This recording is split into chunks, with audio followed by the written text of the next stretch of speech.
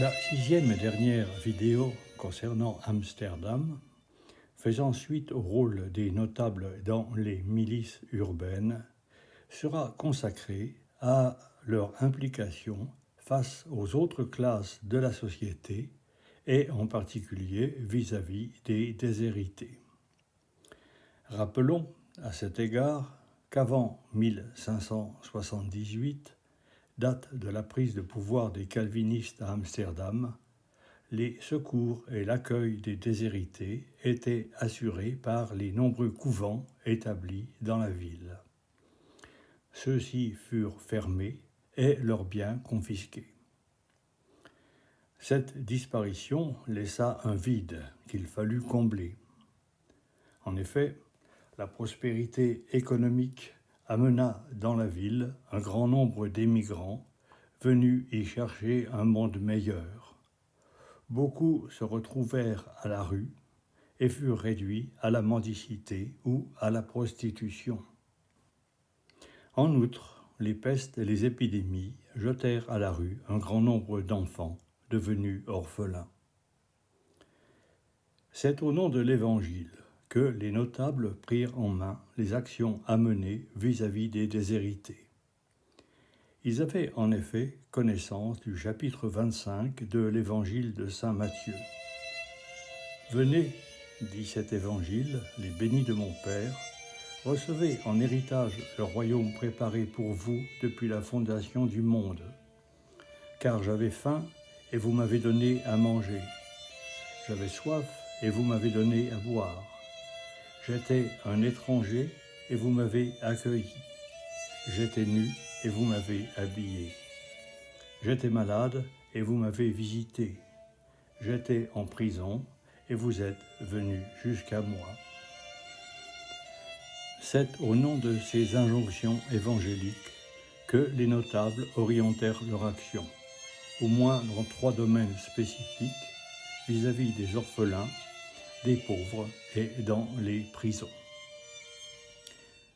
En ce qui concerne les orphelins, je prendrai l'exemple du Bürgerweeshuis, un orphelinat réservé aux enfants dont les parents étaient citoyens de la cité.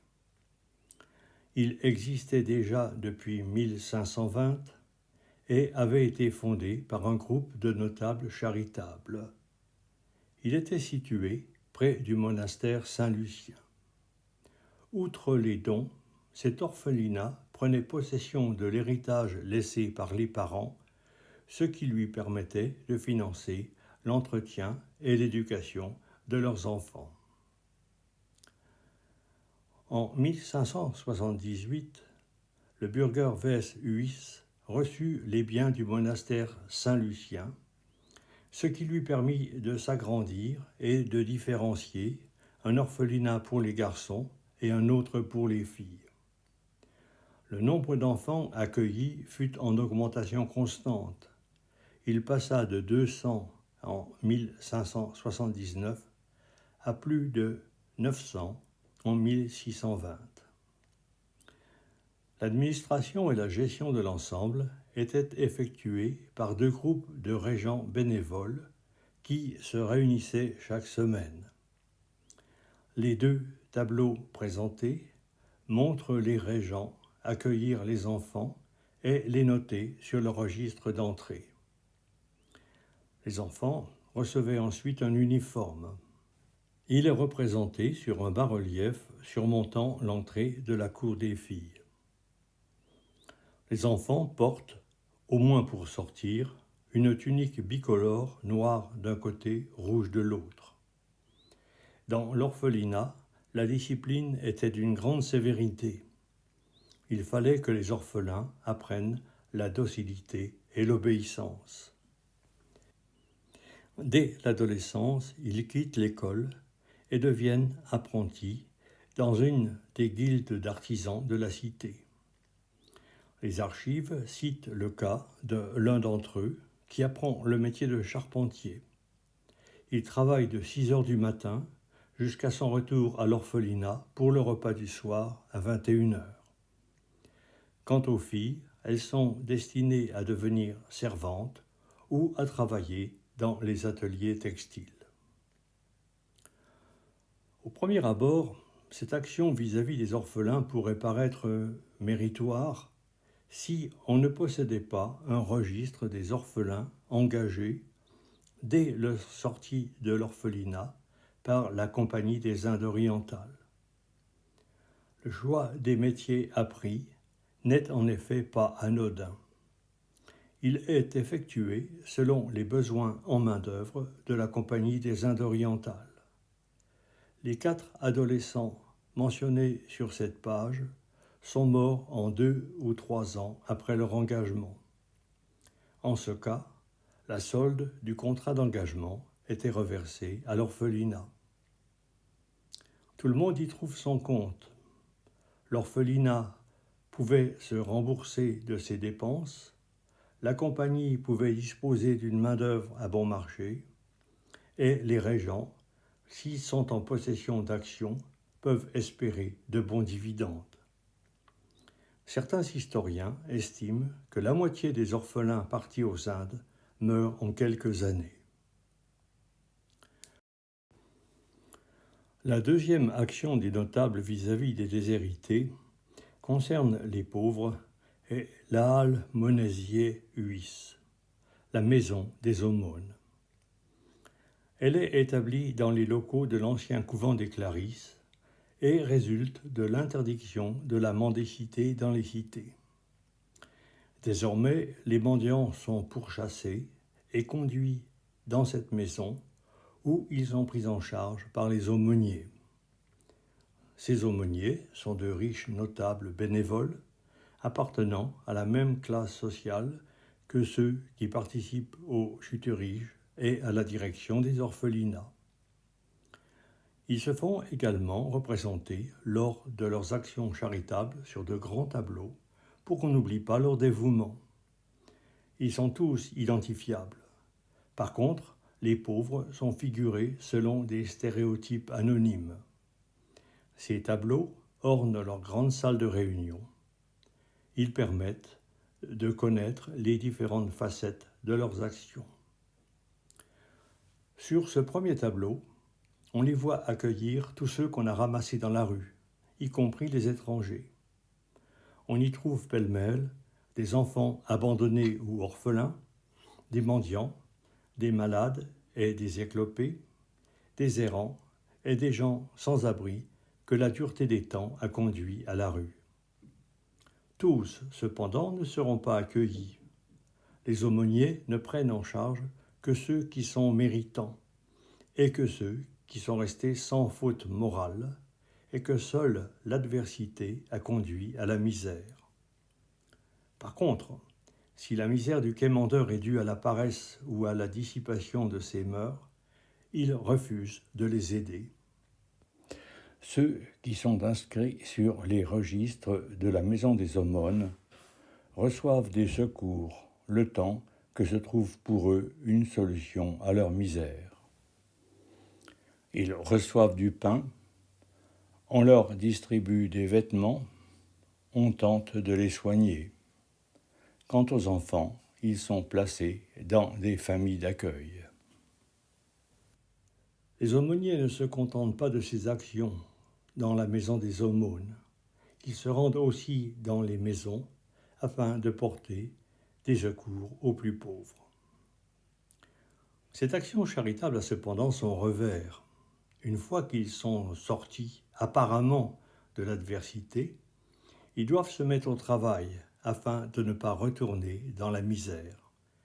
Si ce n'est pas le cas, ils sont astreints au travail forcé, de même que ceux qui sont devenus mendiants par paresse ou du fait de leurs mœurs dissolues. C'est ainsi qu'un des tableaux de la Maison des Aumônes montre un aumônier visitant un atelier de battage du chanvre où ont été placés certains récalcitrants au travail. Ce dernier tableau montre bien que le but poursuivi par les aumôniers n'est pas uniquement que pure charité. Ils veulent aussi faire en sorte que l'oisiveté et la paresse, source de perversité morale, soient combattues et que tous se mettent au travail pour œuvrer à la prospérité de la cité et à la salubrité morale de la société. La même impression se dégage quand on évoque la manière dont Amsterdam conçut les prisons de la cité. Jusqu'alors, la pratique habituelle vis-à-vis des délinquants était les punitions corporelles. Amsterdam va créer un nouveau système, celui des ateliers pénitentiaires, et un nouveau concept, celui du travail forcé, mis au service de la prospérité économique de la cité. 2 de ces ateliers pénitentiaires furent créés, le Rasphuis pour les hommes et le Spinhuis pour les femmes. Ils sont tous les deux établis dans d'anciens couvents. Le public était admis à visiter les prisons. On considérait que ces visites pouvaient en effet avoir un effet dissuasif sur ceux qui seraient tentés de commettre des actes délictueux. Ces 2 ateliers étaient gérés par des régents bénévoles, appartenant à la même classe sociale que celle des dirigeants des orphelinats et de la maison des aumônes. Ce sont des hommes pour le Rasphuis et un groupe mixte d'hommes et de femmes pour le Spinhuis. À l'entrée de l'un de ces ateliers était imposée une inscription significative. Je ne punis pas le mal, mais j'impose la vertu. Le but n'est ni de guérir ni de réhabiliter, mais d'imposer tant de souffrances par le travail ou les châtiments aux prisonniers, de manière à ce que le délinquant n'ait d'autre choix que de se plier aux règles de vertu en cours dans la ville. À cet égard, les prisons étaient placées sous le signe d'une allégorie appelée la castigato, qui porte les verges et la corde des châtiments. Dans le Rasphuis, les prisonniers devaient râper des bûches de bois importées du Brésil par la Compagnie des Indes occidentales afin de fabriquer des colorants utilisés dans les ateliers textiles et vendus ensuite à ces ateliers. C'est un travail très pénible utilisant de grosses râpes qu'il faut manier à 2. La discipline y est sévère. Le moindre manquement et le moindre signe de paresse étaient punis. Sur la gravure, on aperçoit un homme fouetté au pied d'une statue de la justice. Dans le Spinhuis, les femmes, souvent des prostituées arrêtées par le service d'ordre, étaient astreintes à des travaux d'aiguille, comme le montrent les gravures d'époque. À la moindre incartade, les femmes étaient frappées. C'est ce que l'on aperçoit sur la peinture montrant les régents du Spinhuis, où l'on voit derrière eux une femme brandir sa chaussure pour frapper une prisonnière. De tels actes de violence sont également figurés sur d'autres gravures. À l'issue de ces 6 vidéos à propos d'Amsterdam, il me reste à répondre à la question qui fut celle qui était posée lors de l'exposition de Francfort en mars 2025. L'Amsterdam de Rembrandt fut-il un siècle d'or ? En ce qui me concerne, j'ai tenté de montrer que ce fut un siècle d'or pour les classes sociales les plus riches, mais sûrement pas pour les plus pauvres et les déshérités qui durent se plier aux préceptes de la cité sous la menace du travail forcé ou de terribles châtiments.